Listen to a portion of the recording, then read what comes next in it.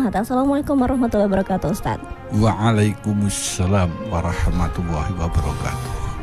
Apakah iman kita ini sedang naik atau sedang turun sih sebenarnya gitu? Dan penyebab iman bermasalah ini apa sebenarnya sih Ustadz? Apakah dari diri kita sendiri? Apakah dari lingkungan kita mungkin? Atau mungkin gaya hidup kita sebenarnya Ustadz dalam kehidupan sehari-hari? Silahkan. Baik, terima kasih Mbak Nada.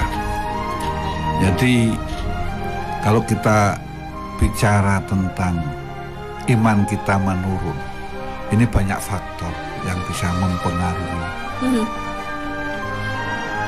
Kondisi dan situasi yang jelas-jelas itu akan banyak berpengaruh. Tadi sudah saya sebutkan kondisi berpuasa, kondisi sakit. Ini dapat mempengaruhi keimanan kita. Begitu juga kondisi sedang berdua-duaan dengan bukan mahramnya,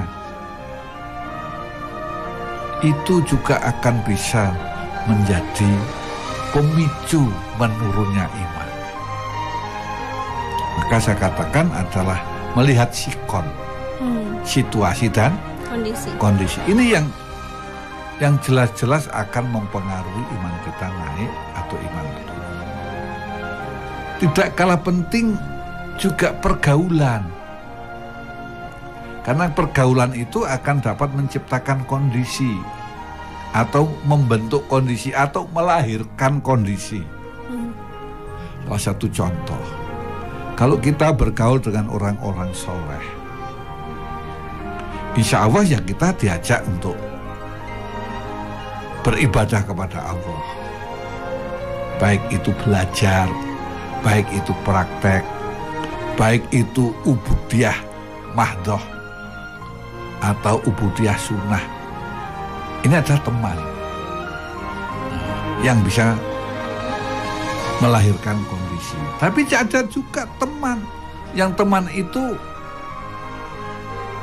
tidak mengajak kita ke ketakwaan. Akhirnya diajak yang negatif-negatif.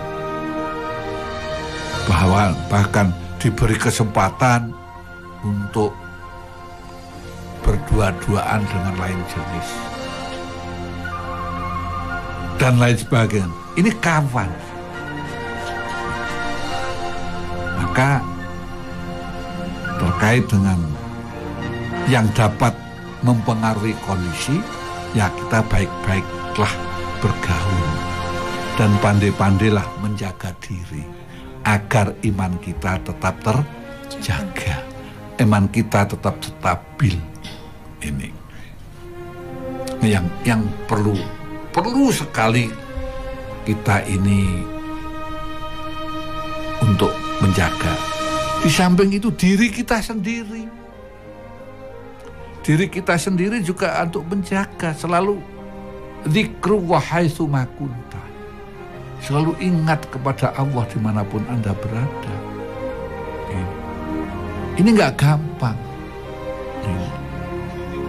Artinya selalu zikir, mungkin juga selalu kita banyak takarub dengan membaca sholawat, beristighfar, baca Al-Quran, juga belajar. Tidak kalah penting. Belajar pun juga dalam rangka untuk tetap menjaga keimanan kita. Soalnya apa? Belajar itu seperti yang disebutkan utlubul ilma minal mahdi ilal lahdi, tuntutlah ilmu mulai ayunan sampai liang lahat. Ini memberikan pesan bahwa umat Islam itu untuk menjadi orang pandai. Ojo dadi wong bodoh gitu loh. Sehingga kita belajar juga dalam rangka menjalankan perintah Allah. Ini harus ada ikhtiar dari diri kita. Bukan kita itu enaknya bilang sakar PDW, tapi ada ikhtiar Dan ada doa yang tidak kalah penting untuk menjaga itu, yaitu ya muqallibal qulub sabit qalbi ala dinika. Wahai zat yang membolak-balikkan hatiku. Di antaranya membolak-balikkan hati tentang iman. Di antaranya iman itu bolak-balik. Sabit qalbi ala dinika, engkau tetapkan aku di dalam agama. Inilah hal-hal yang dapat mengaruhi. Jadi kita itu berkawan, hati-hati dalam berkawan. Maka kalau di pesantren itu ada kitab Ta'limut Ta'alim yang menjelaskan bab yang menjelaskan tentang bagaimana memilih kawan. Di kawan itu dipilih, jadi tidak hanya kawan. Enaknya bilang kawan kita ini menguntungkan atau merugikan. Yeah. Nah, tapi kalau anak-anak kita kan yang namanya menguntungkan itu yang sesuai dengan selera kita. Padahal kadang kan selera kita itu justru selera yang merugikan keimanan kita, akan menjatuhkan iman kita. Nah ini, maka kita ini ya mohon selalu dibimbing oleh Allah untuk selalu mendapatkan hidayah dari Allah sehingga iman kita ini tetap stabil, bahkan menaik. Amin. Ini dari sahabat Ibu Murni di Kutarjo. Ini bertanya tentang bagaimana seseorang bisa dikatakan imannya sedang naik, Ustadz. Apakah itu dengan amal ibadahnya atau dapat terlihat dengan kebiasaan baiknya setiap hari? Silakan Ustadz. Kita bicara iman, itu bicara hal-hal yang gaib. Artinya kita ini mengatakan seseorang itu imannya bagus, tapi kadang justru imannya itu tidak bagus.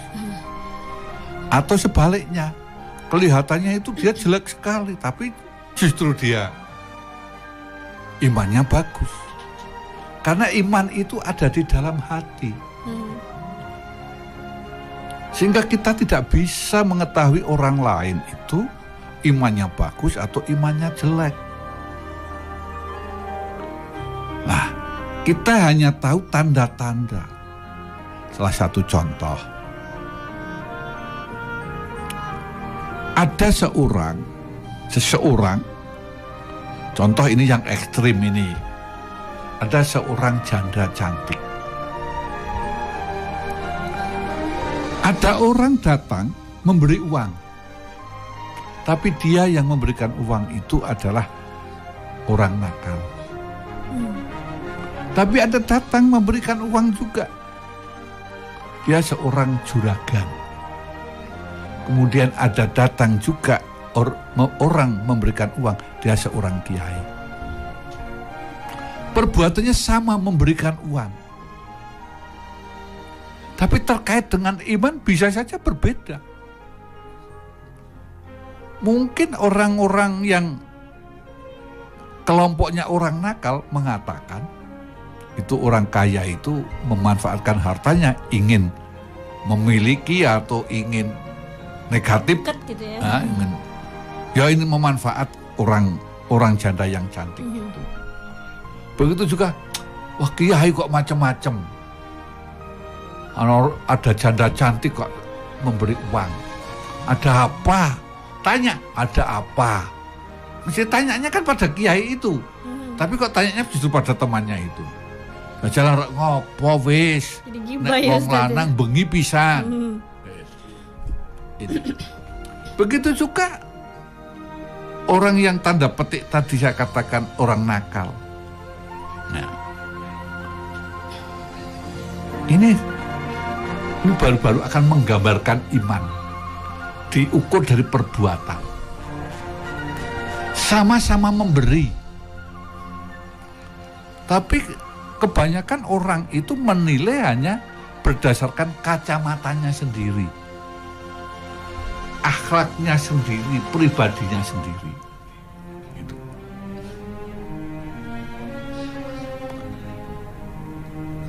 Seorang yang nakal melihat peluang ada janda cantik, ya ingin memanfaatkan janda cantik itu. Sama memberi. Tapi si juragan melihat janda cantik, punya anak, kasihan dikasih uang, disuruh kerja di tempat dia. Seorang kiai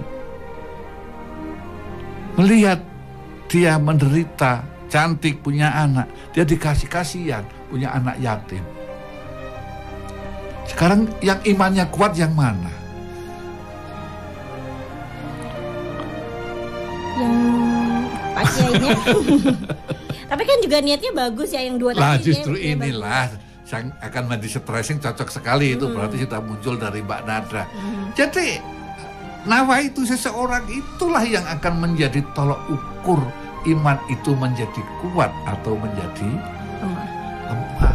Sudah ada yang bertanya tadi dari sahabat Lingga yang ada di Prigelan. Ini bertanya tentang apakah benar jika memang seseorang muslim itu bisa usang dan bagaimana cara meminta kepada Allah agar iman tidak usang. Apakah ada doa khususnya, Ustaz? Silahkan. Sahabat Lingga di Prigelan yang menanyakan tentang apa tadi? Iman itu kenapa bisa usang? Kenapa iman itu bisa usang? Ada doa khususnya tidak, Ustaz? Ya begitulah. Jadi memang iman bisa usang. Karena apa? Ya karena terpengaruh berbagai faktor seperti yang tadi sudah saya sampaikan. Faktor kawan, faktor pekerjaan. Jangan dikira bekerja di tempat bar atau mungkin bekerja di tempat apa itu? Office boy apa? Klub-klub malam itu Ustaz atau gimana? Bukan ini yang Masya Allah namanya itu. Yang pakai bola itu loh. Oh, golf. Atau apa? Bukan ini yang pakai meja itu. Oh, biliar ya. Oh, biliar. Yalah mau biliar saja itu, Masya Allah. Itu juga banyak pengaruh. Jadi pekerja juga bisa mempengaruhi. Ya, maka kita ini ya untuk selalu menjaga iman kita. Kalau dalam bahasa teknologinya ya iman kita selalu dicas, dijaga seperti contoh membiasakan puasa dengan Senin Kemis, malam hari bangun untuk tahajud, pagi sampai siang sebelum zuhur sempatkan untuk sholat duha. Begitu juga sholat diikuti dengan sholat rawatib, baik yang qobliyah maupun yang ba'diyah. Ini adalah dalam rangka kita itu menjaga iman kita, agar iman kita ini tetap berada di jalan Allah. Alhamdulillahirrabbilalamin. Subhanakallahumma wa bihamdika asyhadu an la ilaha illa anta astaghfiruka wa atubu ilaik. Maha suci Engkau ya Allah dan segala puji bagimu. Aku bersaksi bahwa tidak Tuhan melainkan Engkau. Aku mohon ampun dan bertobat kepadamu. Wassalamualaikum warahmatullahi wabarakatuh.